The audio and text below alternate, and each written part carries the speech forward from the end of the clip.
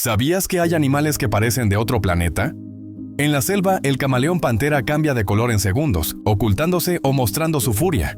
Su lengua puede ser más larga que su cuerpo y dispara a presas en milisegundos.